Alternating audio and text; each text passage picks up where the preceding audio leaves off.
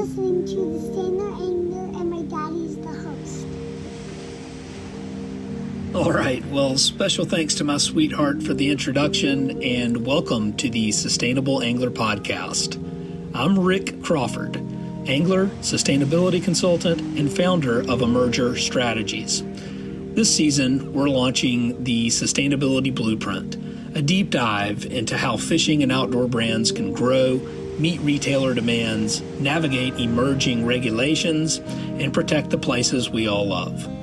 If you're part of the fishing and outdoor industry, this is your roadmap to surviving and thriving in a changing world. Let's build better brands and protect what we love together. Today on the Sustainable Angler, I'm joined by Ross Purnell. Ross is the editor-in-chief of Fly Fisherman Magazine and one of the most passionate voices at the intersection of angling, storytelling, and conservation. Ross has spent a lifetime on the water, and in this conversation, we get into the history and evolution of one of fly fishing's most iconic publications. We talk about how artificial intelligence is contributing to rising river temperatures and accelerating climate change, and what that means for the fisheries we depend on.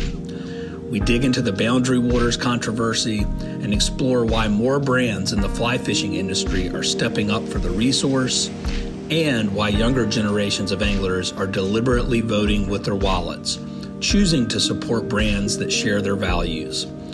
Ross also walks us through his latest film, The Shoals, a stunning piece about the fight to protect St. Brandon's Atoll, and how storytelling can become one of our most powerful conservation tools. We talk about what gives him hope, a near-miss film project with President Jimmy Carter, and why showing up, speaking out, and advocating has never mattered more.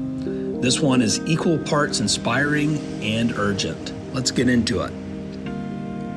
And before we dive into the interview, I just want to say thank you. I'm truly grateful that you take the time to listen to this podcast. I hope these conversations inspire you to take action for nature. If you're enjoying the show, a quick free way to support it is by leaving a 5-star rating and review on Apple Podcast or Spotify. The Sustainable Angler is available anywhere you listen to podcasts and is also airing Saturdays at 2 p.m. on Charleston's first and only community-supported radio station, OM Radio, 96.3 FM. This episode of The Sustainable Angler is brought to you by Emerger Strategies, Ecolytics, and a New Earth Project, the sustainability initiative of Atlantic Packaging.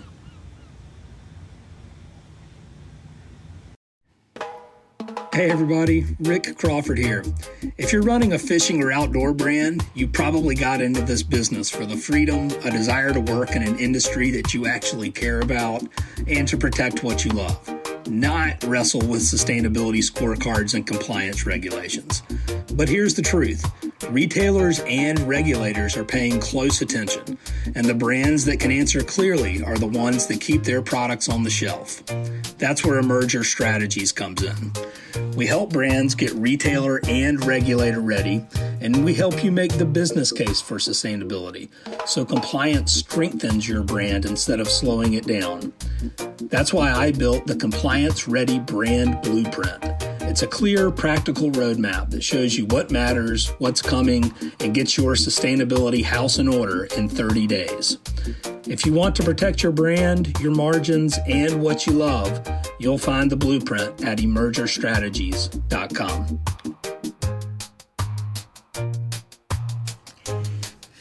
If you're running a fishing, outdoor, food, or apparel brand, sustainability isn't just marketing. It's directly tied to the landscapes, waterways, and communities your business depends on. But actually tracking and improving your impact can get complicated fast. Ecolytics is a software platform that helps values-driven companies measure and manage their environmental and social impact all in one place.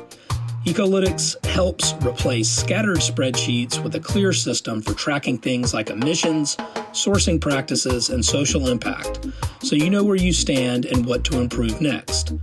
They specialize in helping companies pursue B Corp certification, one of the most rigorous and respected standards for business sustainability.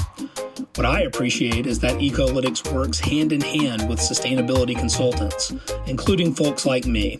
That means companies get expert guidance and a platform that keeps the work organized, credible, and audit ready.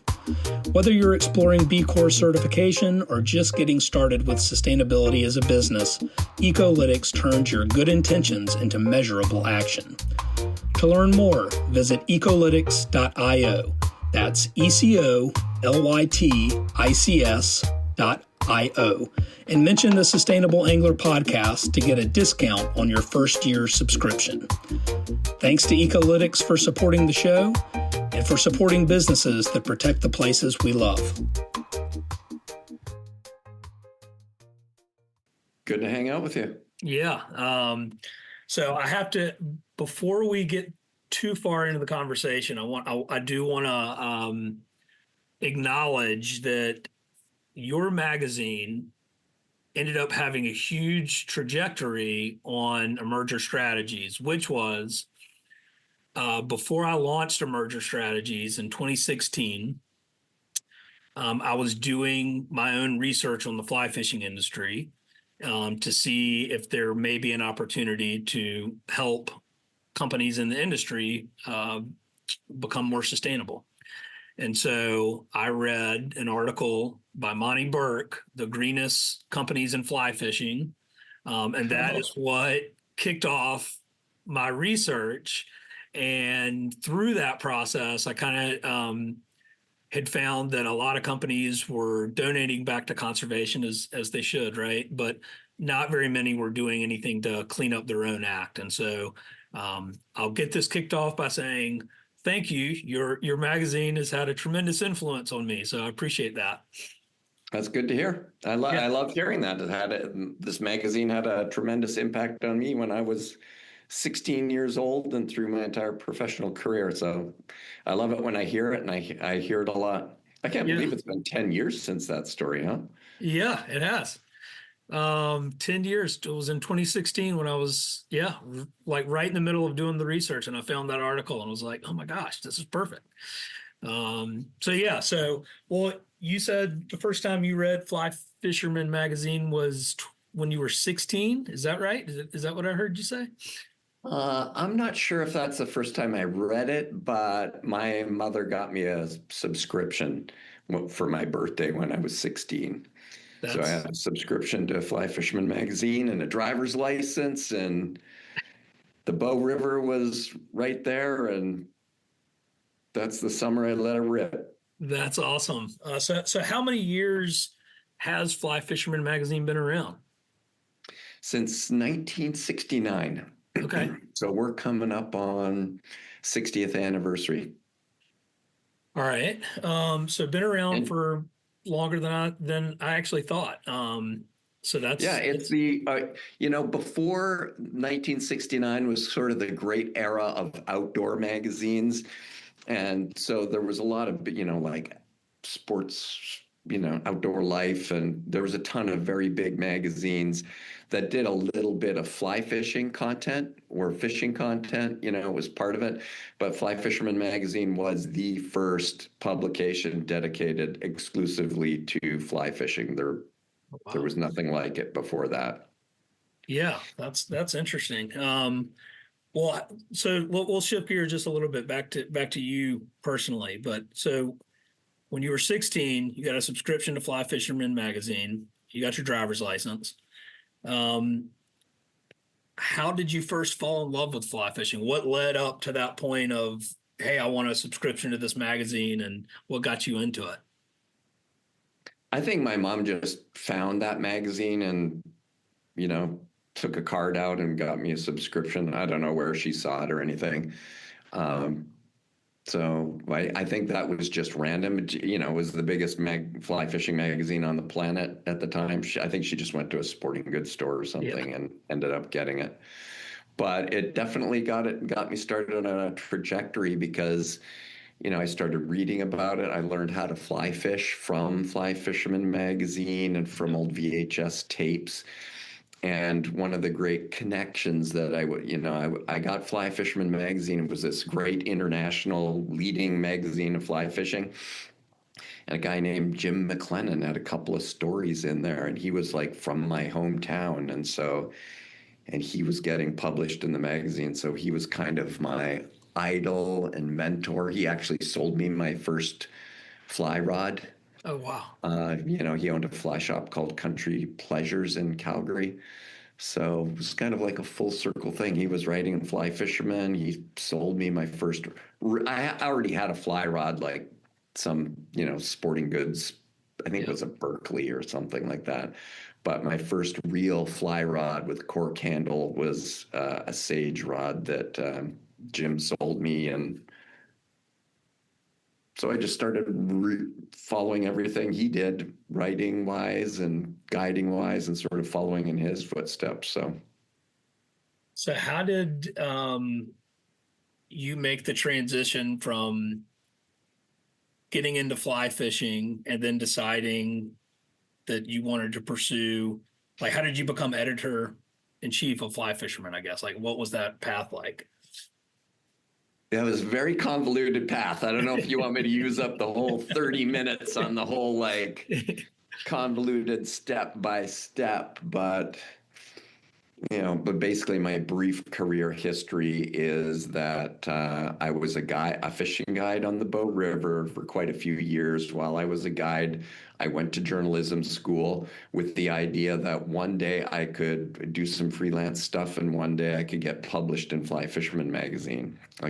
My big goal was to get published in Fly Fisherman Magazine. And I had a very good friend that started a website in 1994, and I was helping him with some content. And Fly Fisherman Magazine bought his website, and it became the Fly Fisherman website. And I was like the first person they hired to do all the web content in 1996. This is at a time when, we were doing that website when Netscape 1.0 came out. Yeah. It was called the Virtual Fly Shop, and it was pretty cool. It was like I was in a digital age. We were in a company that had like almost 300 magazines, and we were the only website at the time. We were the only ones that knew how to do it, and yeah, it was cool being in like a digital startup. We did super cool stuff. I can't even tell you. Like we had an auction site for fly fishing tackle before eBay was invented. Whoa, there's a sustainability story there, right? For real. And we built the first websites for Scott and Sims and Hyde and all that stuff. I wasn't like a programmer. I was the content guy. So I was the editor of like, at the time it was the first fishing website of any kind online. It was very interesting. It was before there were pictures. The Yeah. very first photo I ever saw on the whole internet was a photo of a rainbow trout that I caught in the Crow's Nest River. And I mean, it took 4 hours to upload it. And, I saw it in Netscape 1.0, and Yep. it was the very early days.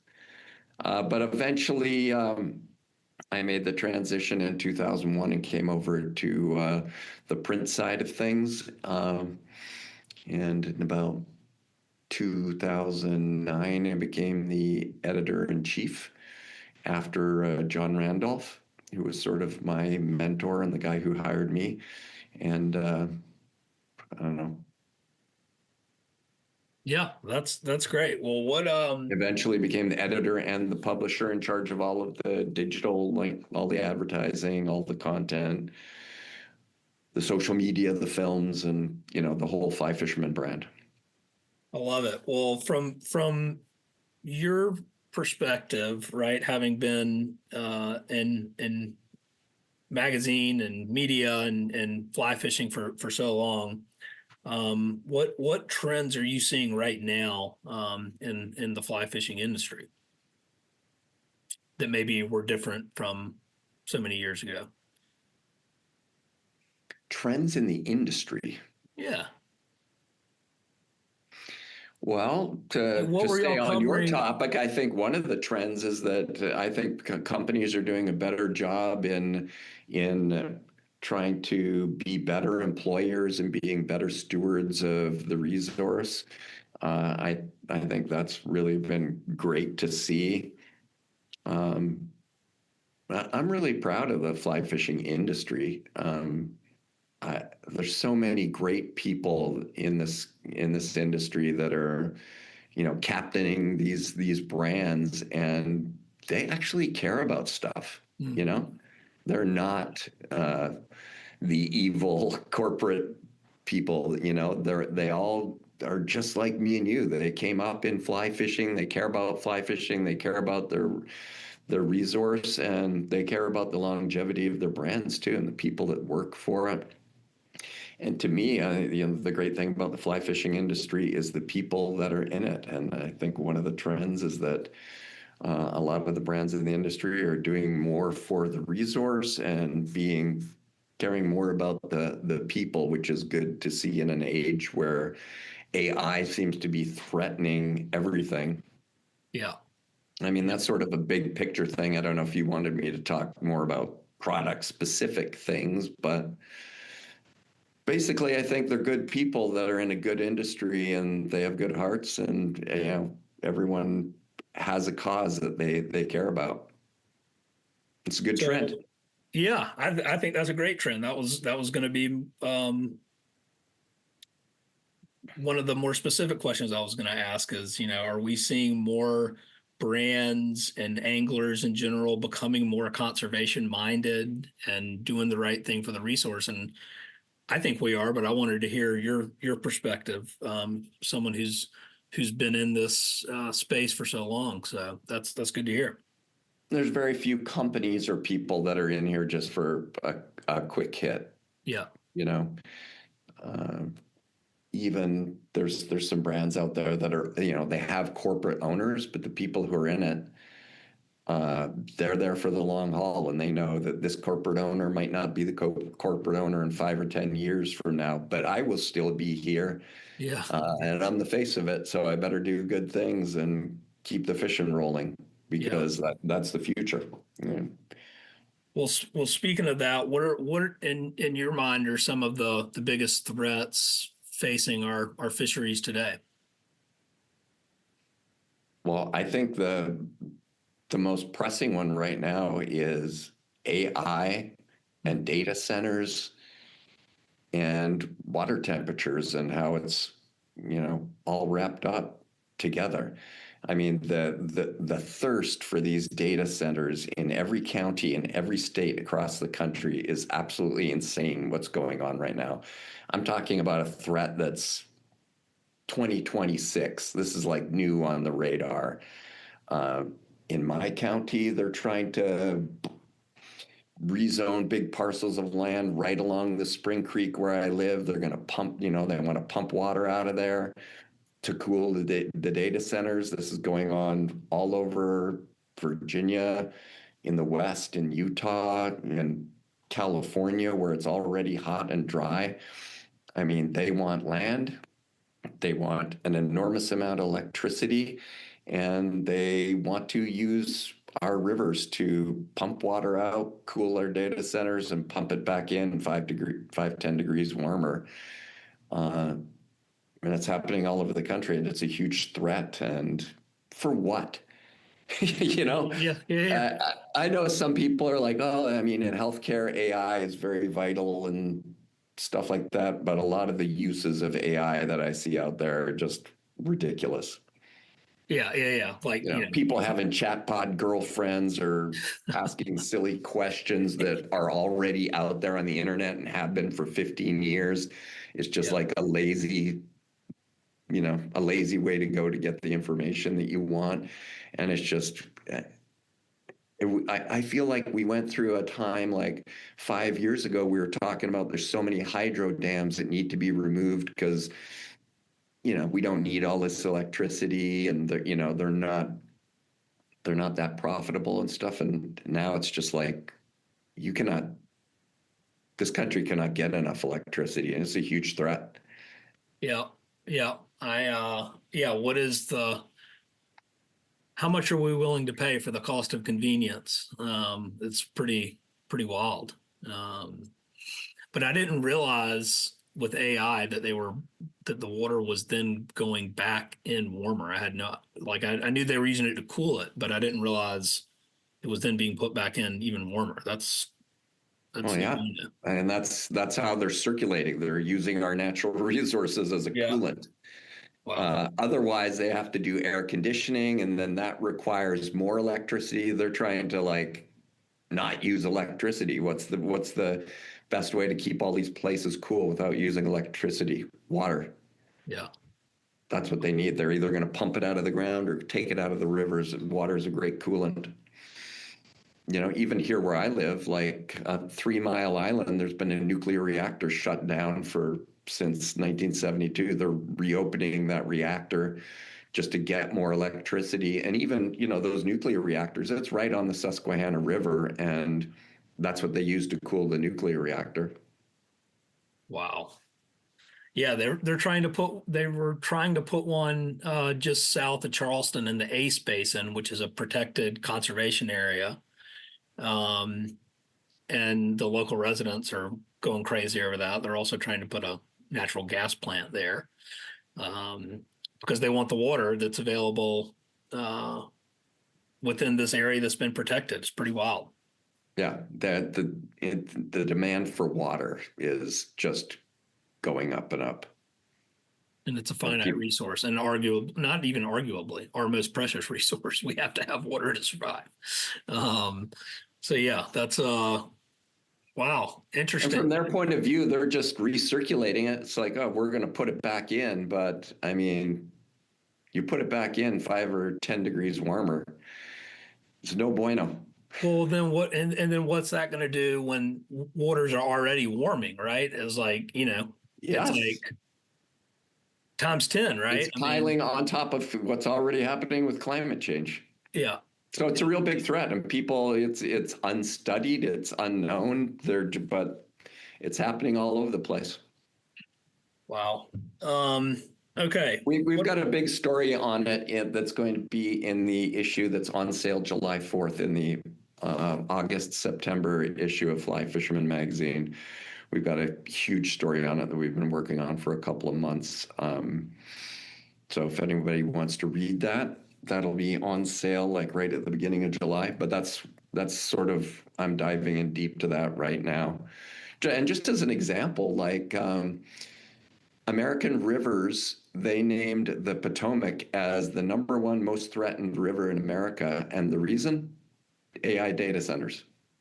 Really? It's the number one threat. Like all those little tributaries in Northern Virginia, because it's close to DC and stuff like that.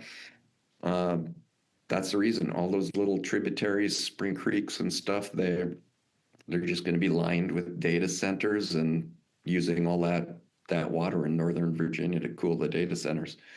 And it's all going downstream into the Potomac. Wow.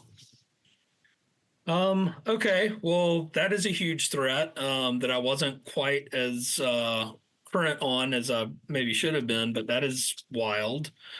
What about conservation issues, do you think are maybe not getting enough attention? Conservation issues.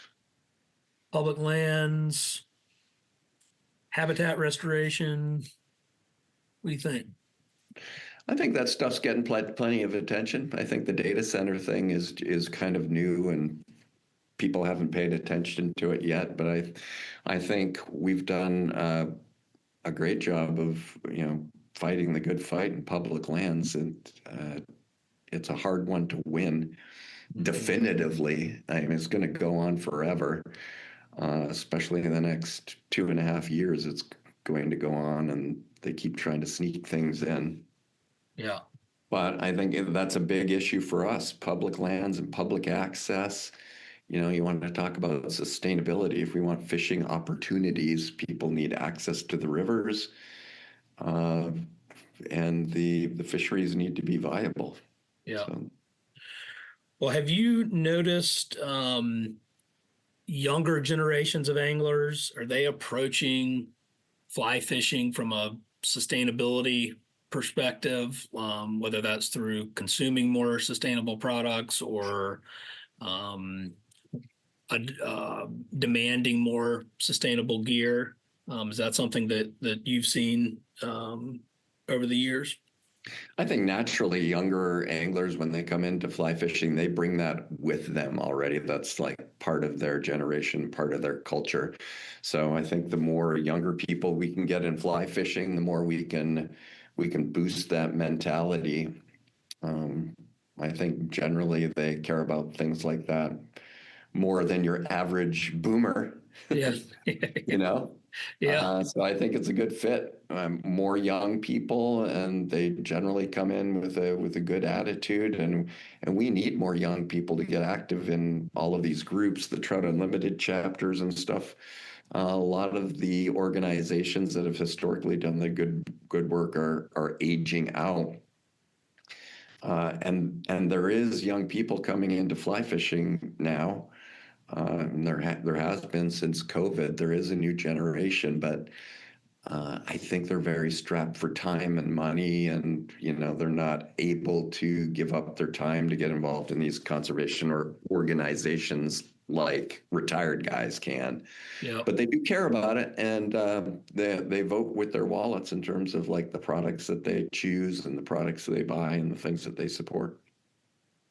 Maybe it's time to revamp the used gear uh, side of fly fishermen. We can get some younger generation with some affordable fly fishing gear. Yeah, yeah. I've heard from a lot of fly shops that used gear.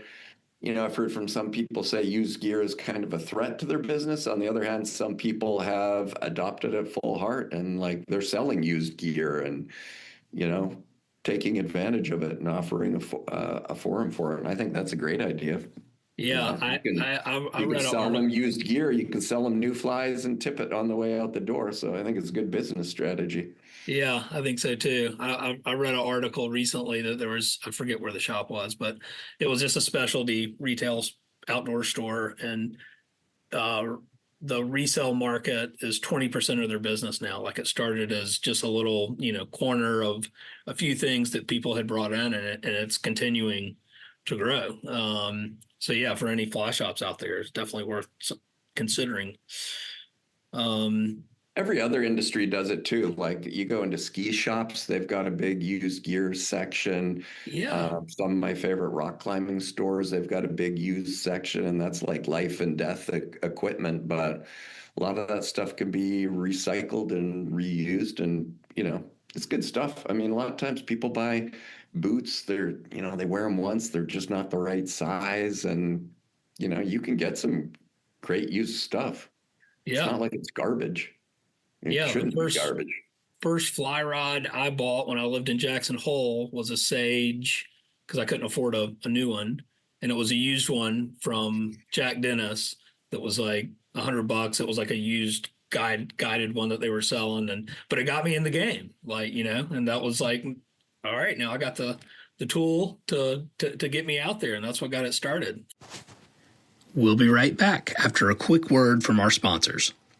We set out with a New Earth project to really start a movement. It's a global coalition of people who are deeply concerned and want to accelerate the transition away from problematic packaging to more sustainable solutions.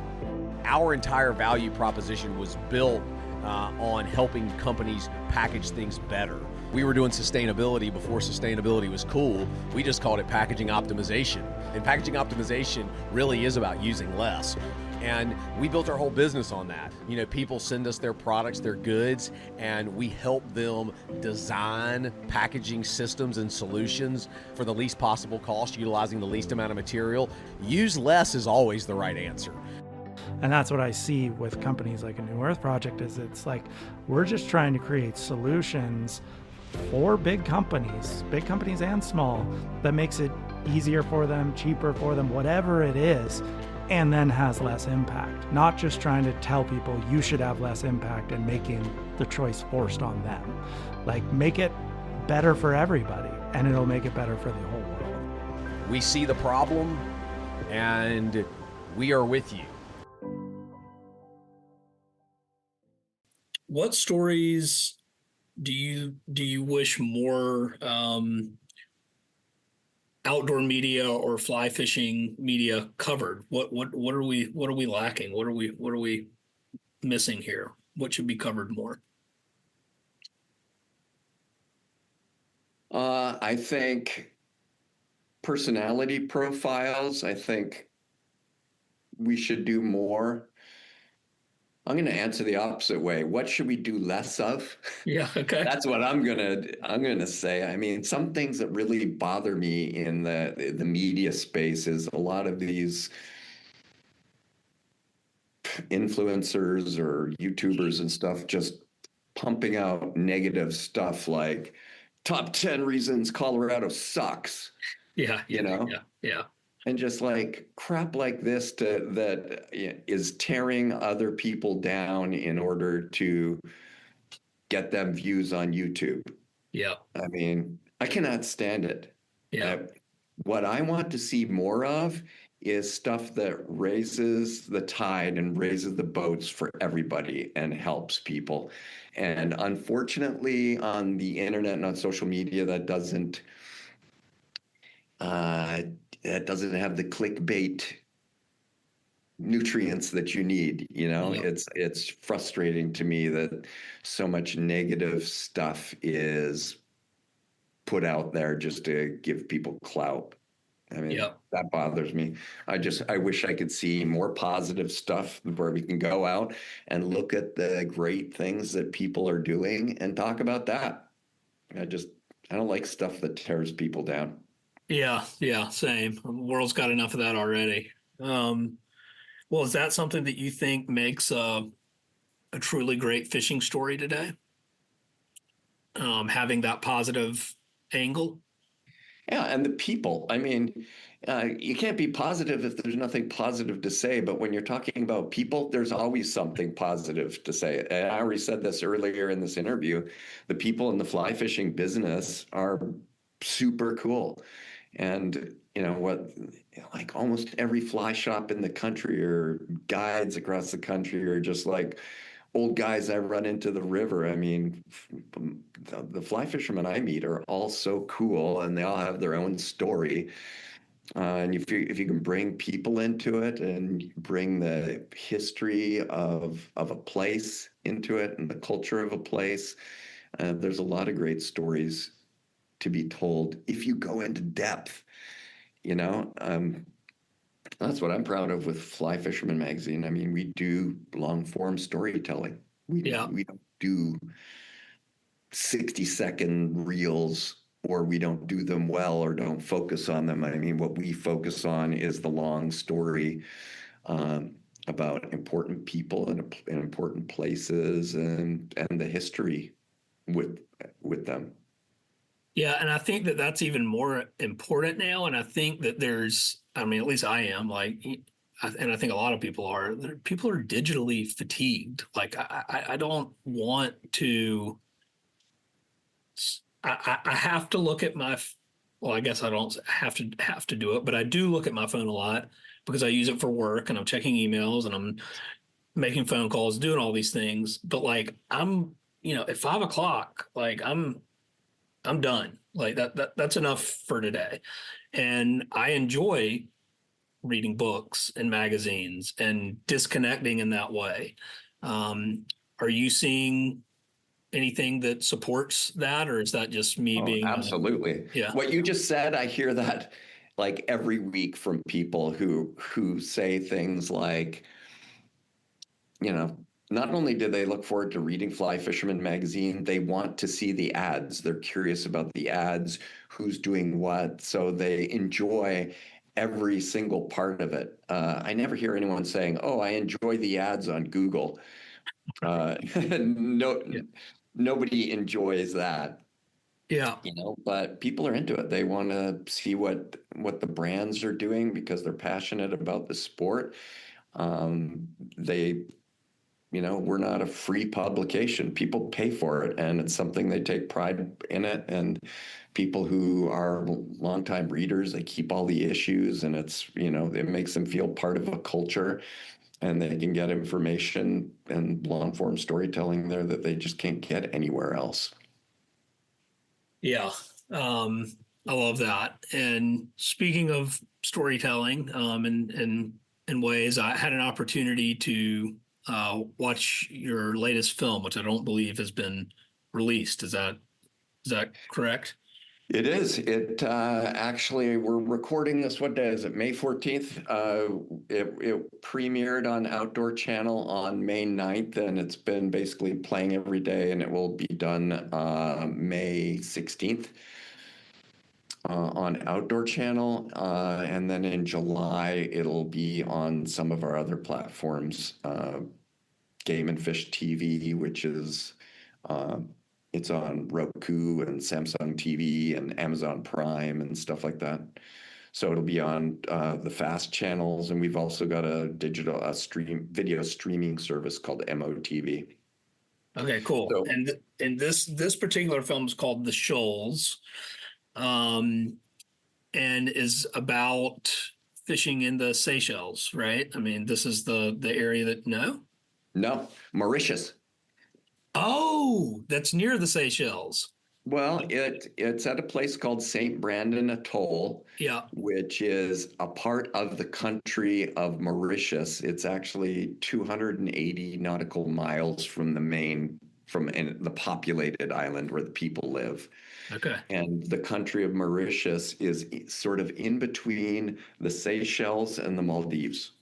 Okay. So it's in the same ocean. Okay, yeah, yeah, that's so a little bit off there, but it was beautiful, right? It's GTs, it's bonefish. What other species were you catching while you were there? That's all I was catching. I mean, we GTs, were really focused on bonefish, GTs, and permit, and I spent a lot of time fishing for permit and did not catch one, because they are bastards. They are. So that wasn't a part of the film, but I'm going back and I'm going after them. It's not like we didn't see a bunch of permit. It was just they were wildly hard. Yeah. It was crazy. The whole fall season, they caught the whole lodge. They caught 7 permit that year. And the year before, in the same time period, they caught 78 or something like that. So something weird was going on. I don't know what they were eating, but it was something tricky. They were there, lots of them. So how do you, it's like part of this film too, right? Was just talking about how pristine this place is from an environmental perspective. How do you see the role of films and storytelling help protect places like that, right? I mean, I think it does, but is that part of your purpose and putting out these films and articles, right, is to educate and hopefully protect places like this in perpetuity? Always. I mean, we have not done a film that doesn't have, some sort of conservation benefit, whether it's protecting taimen in Mongolia or protecting the Amazon jungle in Kayapo territory, or this one. The goal of the film is to get people to fund and support the St. Brandon Conservation Trust. And that's an organization that's trying to turn that whole atoll into a marine preserve. Mm-hmm. That would be protected from commercial fishing and would protect all the turtle spawning grounds and stuff like that. But, turning something into a marine preserve like that, it takes lobbyists and money and scientific research to prove that it's unique and the coral needs to be protected and stuff like that. So the big effort is to shine a spotlight on it so that it can be protected. I know there's people in this world that think, don't talk about places and don't say anything about places, and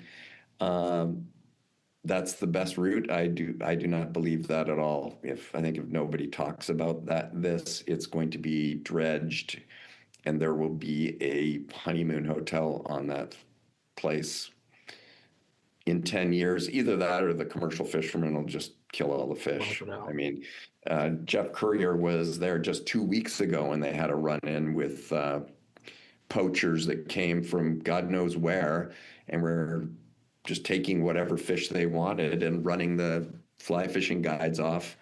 There's no enforcement. There's no regulation out there. You really want to protect and preserve these places. It needs to be a designated preserve. There needs to be enforcement, like some sort of, they don't, Coast Guard protection so that people are enforcing the rules. Otherwise, it's just the Wild West. Like people really don't understand that, out in these tiny little atolls in the middle of the ocean, or in Kayapo territory in the Amazon, in the jungle, there's no there's no law enforcement officer. People are literally fighting and getting killed trying to defend their land and defend their resources, and it's an absolute free-for-all. Is that something that you've done a lot of traveling, right? And seen a lot of different parts of the world. Is that a common theme in sort of these, I don't want to say, I don't know if undeveloped is the right term, but is that a common theme across the places that you've traveled? Well, I spend my time, I really focus on really wild and remote places that are, far from anything.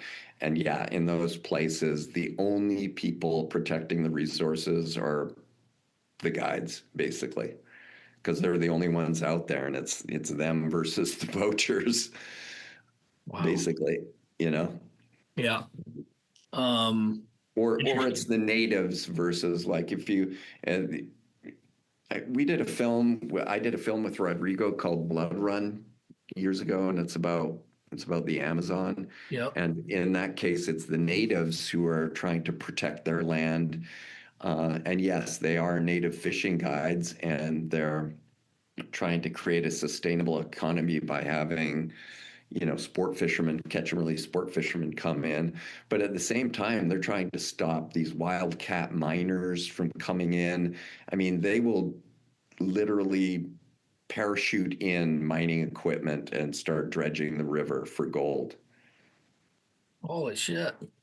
Oh, yeah. I mean, it's wild what happens. Like during COVID, for instance, nobody was in there fishing, but they were watching the satellite images, and they saw that an airstrip appeared along one of the rivers, and people, these wildcat miners just went in, cleared off a landing strip, and were dredging the river for gold and flying it out. No permits, no nothing. It's on native land. It's the Wild West down there, and there's instances of these wildcat miners. They're doing illegal activity. They come in contact with the natives who own the land. People get killed. Sometimes it's the natives, sometimes it's the miners. Wow. But that's the kind of wars that's going on to protect pieces of the Amazon. And that's unreal. People will just take it. Yeah. Just come in and take it. Got to start giving more than we take, seems is what we're struggling with. Well, it sounds like from AI, we mentioned climate change. Now we're talking about remote, wild places that have no law. These are all threats to fisheries, right? But to shift gears, what gives you hope about the future of our fisheries and fly fishing? Well, the young people that are coming in give me a great deal of hope. I think that's a breath of fresh air, and I think one of the roles that for fly fishermen is educating those people, and educating them about the people. Like, we've done some really cool movies, like recently about Lefty Kreh, that was narrated by Flip Pallett, and one of our jobs is to educate these new people about the role of Joan and Lee Wolf in the sport of fly fishing, and Lefty Kreh and Bob Popovics and all of the greats that did great things before these young people even came on the scene. But I think if they're educated about stuff like that, they're better, they have better knowledge about our culture and the legacy that they're inheriting and that they need to push forward. So that's one of the things Fly Fisherman cares about deeply is, our heritage and our past, because I think that gives you a good viewpoint in going forward. Mhm. So I'm very optimistic about that. Love that. All right. Well, we're gonna shift gears here, and I'm gonna ask you a few rapid fire questions. Lay it on me. Dry flies or streamers? Dry flies. Your favorite freshwater species? Smallmouth bass. Smallies. Most overrated. Freshwater in rivers. Freshwater Smallmouth bass in rivers. I love it. Okay. You know why? Why? Because I'm an old man and I like a big hook eye that's about this big, and I like 16-pound test tippet. Well, I like all of that. yeah. It's the tippet. I'll have to say, actually, where we met was at Mayfly Outdoors a few weeks ago, and I went out and did some fishing behind their little campus there. And I guess this is showing my age, but I'm mid 40s now, and I hadn't used 5X and 6X tippet in quite a while because I hadn't been trout fishing in a while. And yeah, I'm gonna be wearing glasses soon. That's happening. Yeah. When I was a guide on the Bow River, it'd be like 10:30 at night, and I'd be putting 5X tippet and a size 20 hook. No problem. And I was like, I'm never going to be like these old farts. I'm the man. No. Yeah, not anymore. It happened to me too. The hubris of a 20-year-old sometimes is quite amazing to think back to what I thought was going to happen and what actually happened. Yeah, this is true. All right. Most overrated fly fishing trend. Overrated.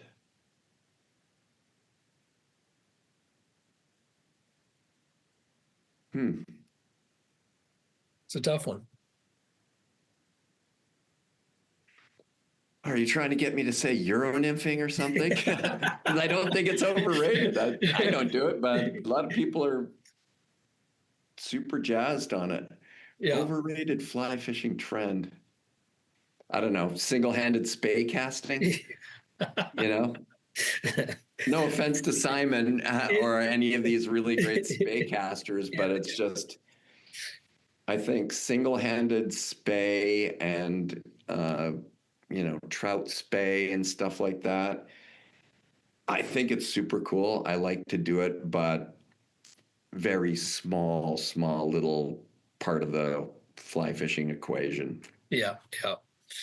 And we gave it a lot of attention. We have given it a lot of attention, but just because it has cool factor.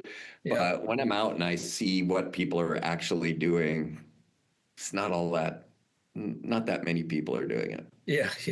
Euro nymphing, on the other hand, everybody's doing it where I live. Like, I'm the only dummy around here with a thick fly line. Yeah, it has become wildly popular. What is one piece of gear you never leave home without? That's not a rod and reel. My readers. Yeah. There you go. If I do leave home without it, I'm screwed. If you could fish with anyone, alive or dead, who would it be?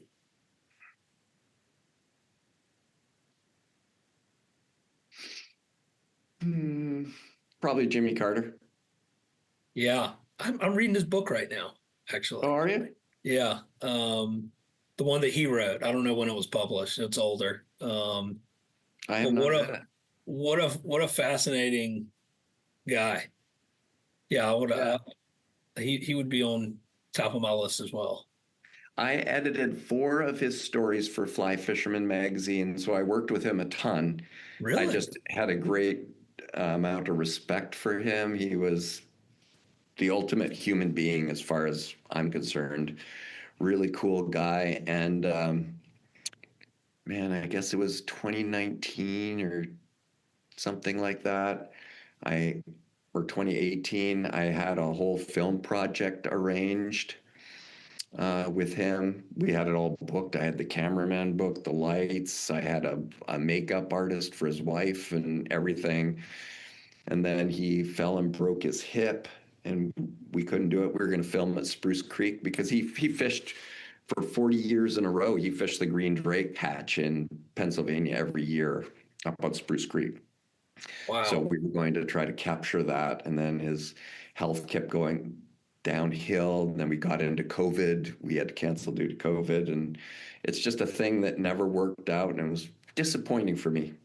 Yeah, for sure. He was the first president to put solar panels on the White House. Yes, he was. That were later taken down. Relevant for this podcast. And a huge fly angler from Georgia. Huge conservationist.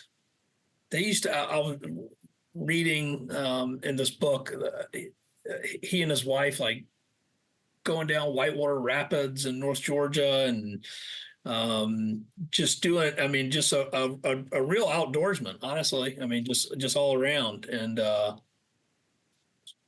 heart of gold. Yeah, he was cool as shit. Like, he did some great stuff. He was just a really great man. And, you know, whenever we did a story in the magazine from him, man, I would get all these crazy letters to the editor. He was a terrible president. He did blah, blah, blah, blah. It's like, it's a fishing story, man. Yeah. You know, he's 92 years old or whatever, and he went fishing. Can't you just, like, let it go? You know, just let it go. Yeah. He's also a guy who likes to fish, just like you. So, yeah, I mean, all the stories he did in Fly Fisherman Magazine were fishing stories. So it just kind of irked me to get all these letters to the editor that wanted to talk about politics. And it's just like, that's not what the story's about. Yeah, it's had nothing to do with it's about fishing. That's it. All right. So if future generations are going to experience healthy and abundant fisheries in wild places, what needs to happen now?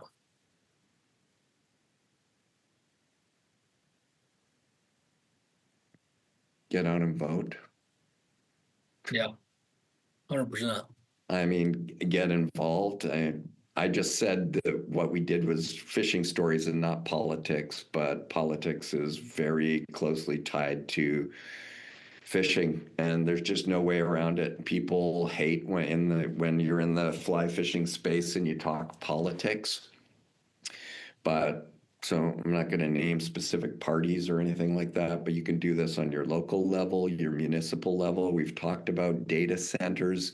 We've talked about getting active in your local or organizations, whether it's Trout Unlimited or American Rivers, but they all have a political bent in that you need to take specific action to protect your watersheds in your local area and abroad, whether that is Pebble Mine, which we had success with, or data centers in Northern Virginia. I mean, everyone needs to take action, and it is political action, whether it's your local councilmen who are trying to shuffle these things through without proper environmental review and environmental studies.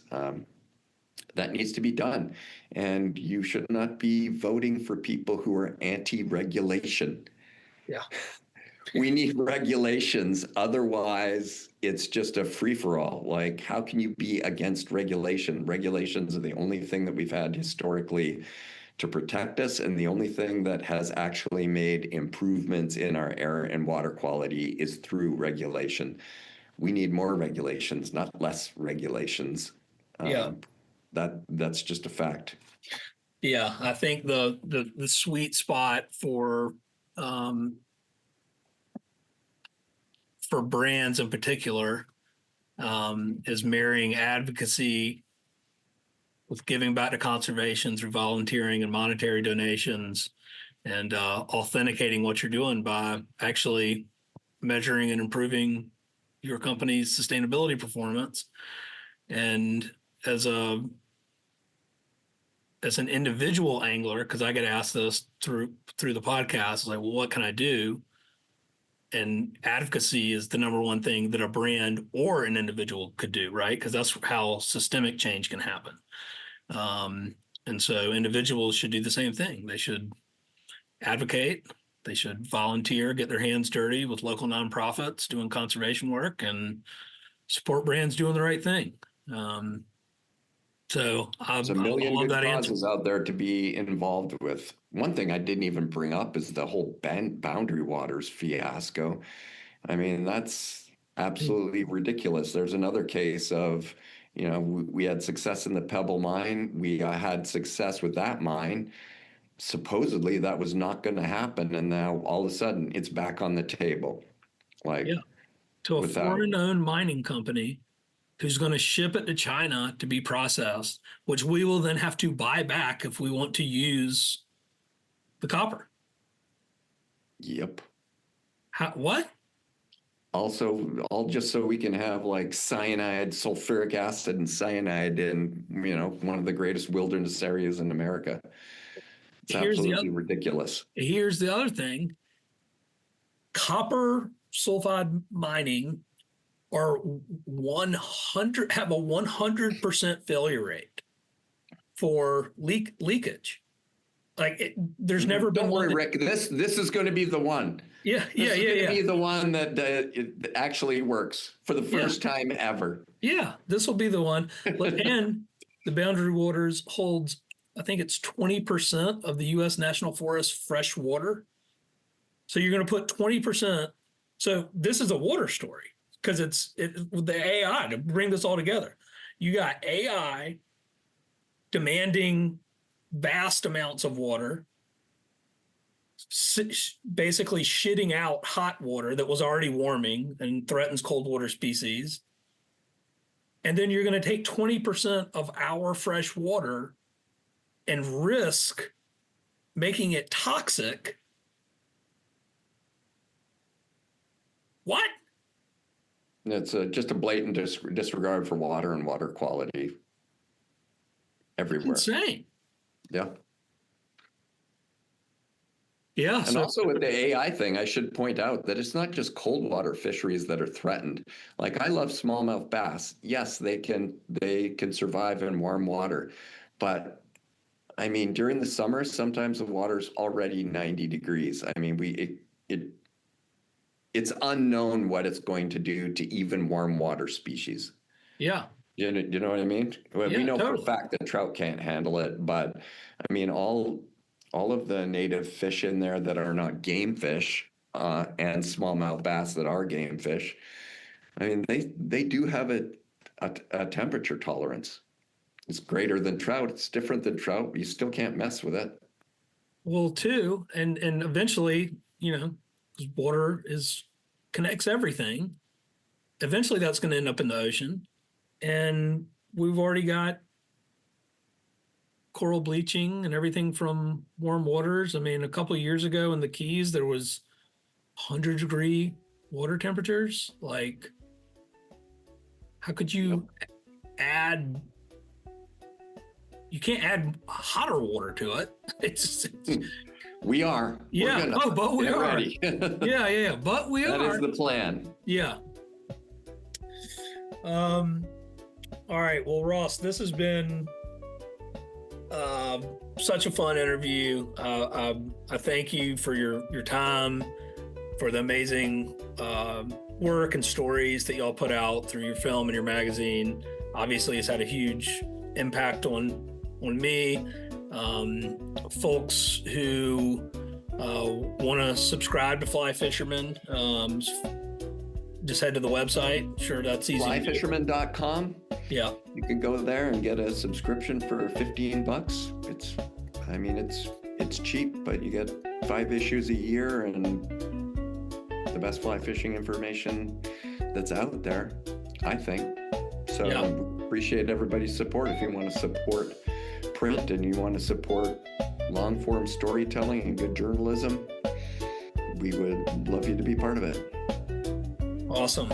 Well, thank you so much for your time. And is there anything that we didn't cover that maybe we should have, or a message you want to leave before we jump off? No, it's been great. Okay. I appreciate all you do, and thanks for having me. Thanks for listening, and don't forget to head over to emergerstrategies.com for all your sustainability consulting needs, and check out our new The Compliance Ready Brand Blueprint, which is designed to get your sustainability house in order in 30 days or less.